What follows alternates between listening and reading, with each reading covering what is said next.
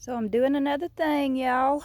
Today I'm out here planting some butternut squash. Hopefully by September or October they'll come up and be ready. Planting some also pollinators and pest deterrents like the nasturtiums and the petunias.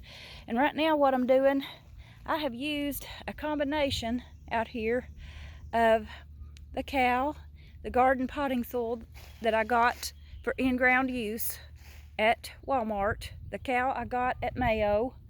I got this organic bone meal at Mayo, and I also had a couple of bags of the Miracle Grow in-ground potting soil that I put down first. I put down a layer of straw. I took a few pictures before and after, so I'm going to include those here on Facebook in a little while and on my video, so you can see the stages that I did this. But I actually planted a hill, and on each hill I learned to put 3 seeds on each hill of the butternut squash. So they're 4 inches apart and they're planted about 1 inch deep. So right now what I'm doing is I took my little pot here that I had my petunias in, and I put some of this bone meal in here.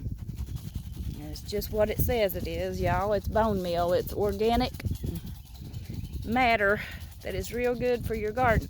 And so since this little pot's got holes in it, I can just sprinkle this whole thing real good with bone meal so that it's covering up my seeds and it's around my plants, if you can see that.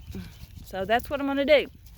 And then after I get my bone meal down, I'm going to probably put me a little bit of straw around to hold in some more moisture. I may do a few eggshells and things like that first, and then I will do me another layer of straw to hold in that moisture and water it a little bit later because I don't want to water it when the sun's out. I'm kind of in a partial sun, partial shady spot right now, cloud covered today, so it's just been a good day to get out here and work and do this.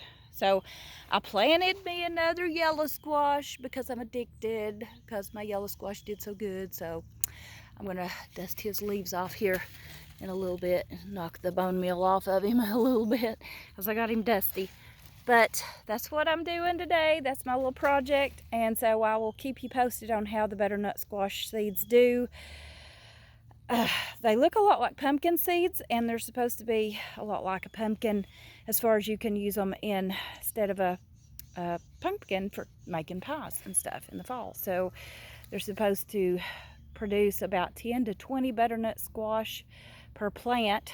So we will see how many we get.